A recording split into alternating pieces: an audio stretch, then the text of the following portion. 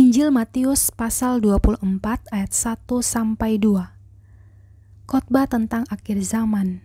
Bait Allah akan diruntuhkan. Sesudah itu Yesus keluar dari bait Allah lalu pergi. Maka datanglah murid-muridnya dan menunjuk kepada bangunan-bangunan bait Allah. Ia berkata kepada mereka, "Kamu melihat semuanya itu.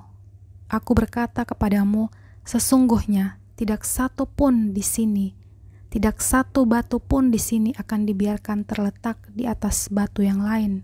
Semuanya akan diruntuhkan." Permulaan penderitaan. Ketika Yesus duduk di atas Bukit Zaitun, datanglah murid-muridnya kepadanya untuk bercakap-cakap sendirian dengan dia. Kata mereka,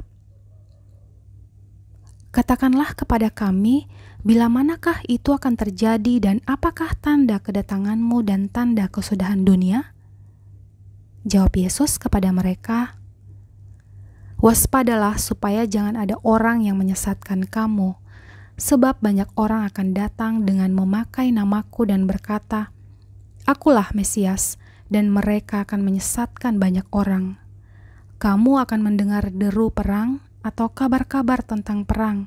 Namun berawas-awaslah, jangan kamu gelisah, sebab semuanya itu harus terjadi, tetapi itu belum kesudahannya. Sebab bangsa akan bangkit melawan bangsa dan kerajaan melawan kerajaan. Akan ada kelaparan dan gempa bumi di berbagai tempat. Akan tetapi semuanya itu barulah permulaan penderitaan menjelang zaman baru.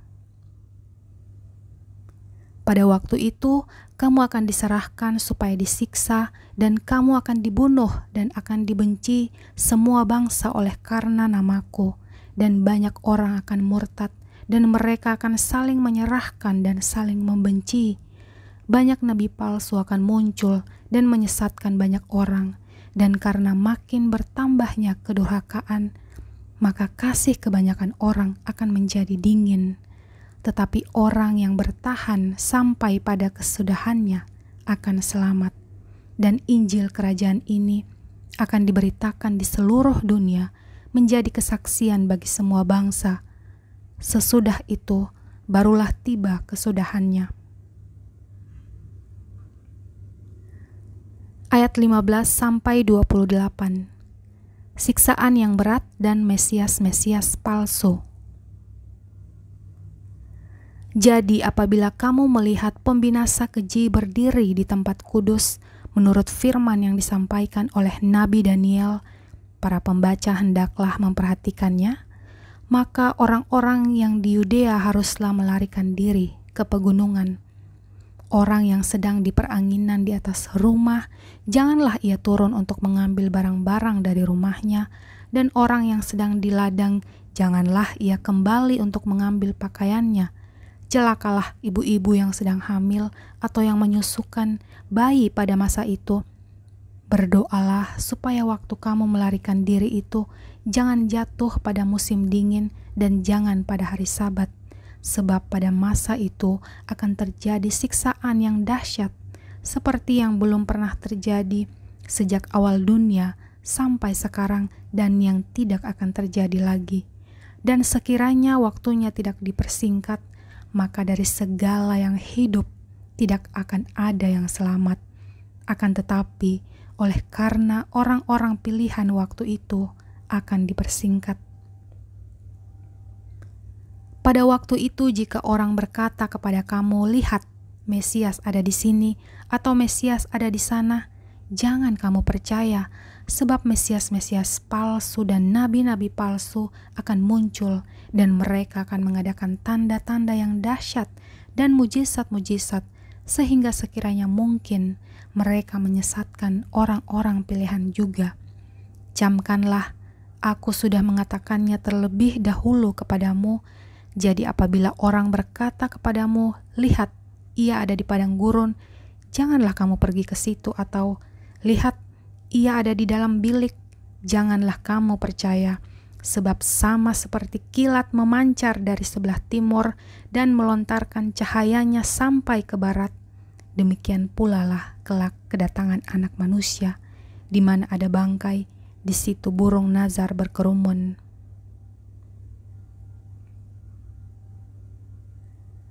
Ayat 29 sampai 36. Kedatangan Anak Manusia, perumpamaan tentang pohon ara.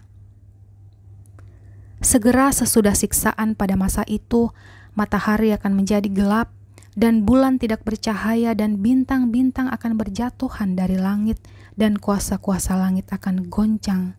Pada waktu itu akan tampak tanda Anak Manusia di langit, dan semua bangsa di bumi akan meratap, dan mereka akan melihat Anak Manusia itu datang di atas awan-awan di langit dengan segala kekuasaan dan kemuliaannya. Dan Ia akan menyuruh keluar malaikat-malaikatnya dengan meniup sangkakala yang dahsyat bunyinya, dan mereka akan mengumpulkan orang-orang pilihannya dari keempat penjuru bumi, dari ujung langit yang satu ke ujung langit yang lain. Tariklah pelajaran dari perumpamaan tentang pohon ara. Apabila ranting-rantingnya melembut dan mulai bertunas, kamu tahu bahwa musim panas sudah dekat. Demikian juga jika kamu melihat semuanya ini, ketahuilah bahwa waktunya sudah dekat, sudah di ambang pintu. Aku berkata kepadamu, sesungguhnya angkatan ini tidak akan berlalu sebelum semuanya ini terjadi. Langit dan bumi akan berlalu, tetapi perkataanku tidak akan berlalu. Tetapi tentang hari dan saat itu, tidak seorang pun yang tahu. Malaikat-malaikat di sorga tidak, dan Anak pun tidak, hanya Bapa saja, hanya Bapa sendiri.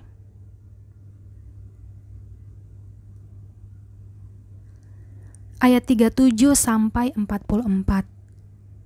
Nasihat supaya berjaga-jaga. Sebab sebagaimana halnya pada zaman Nuh, demikian pula halnya kelak pada kedatangan Anak Manusia. Sebab sebagaimana mereka pada zaman sebelum air bah itu makan dan minum, kawin dan mengawinkan, sampai kepada hari Nuh masuk ke dalam bahtera, dan mereka tidak tahu akan sesuatu sebelum air bah itu datang dan melenyapkan mereka semua. Demikian pula lah halnya kelak pada kedatangan Anak Manusia. Pada waktu itu, kalau ada dua orang di ladang, yang seorang akan dibawa dan yang lain akan ditinggalkan. Kalau ada dua orang perempuan sedang memutar batu kilangan, yang seorang akan dibawa dan yang lain akan ditinggalkan. Karena itu, berjaga-jagalah, sebab kamu tidak tahu pada hari mana Tuhanmu datang. Tetapi ketahuilah, jika tuan rumah tahu pada waktu mana pada malam hari pencuri akan datang, sudahlah pasti ia berjaga-jaga dan tidak akan membiarkan rumahnya dibongkar. Sebab itu, hendaklah kamu juga siap sedia, karena Anak Manusia datang pada saat yang tidak kamu duga. Ayat 45 sampai 51. Perumpamaan tentang hamba yang setia dan hamba yang jahat. Siapakah hamba yang setia dan bijaksana yang diangkat oleh tuannya atas orang-orangnya untuk memberikan mereka makanan pada waktunya?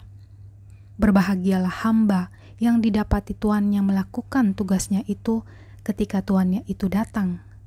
Aku berkata kepadamu, sesungguhnya tuannya itu akan mengangkat dia menjadi pengawas segala miliknya. Akan tetapi apabila hamba itu jahat dan berkata di dalam hatinya, tuanku tidak datang-datang, lalu ia mulai memukul hamba-hamba lain dan makan minum bersama-sama pemabuk-pemabuk, maka tuan hamba itu akan datang pada hari yang tidak disangkakannya dan pada saat yang tidak diketahuinya, dan akan membunuh dia dan membuat dia senasib dengan orang-orang munafik. Di sanalah akan terdapat ratap dan keretakan gigi.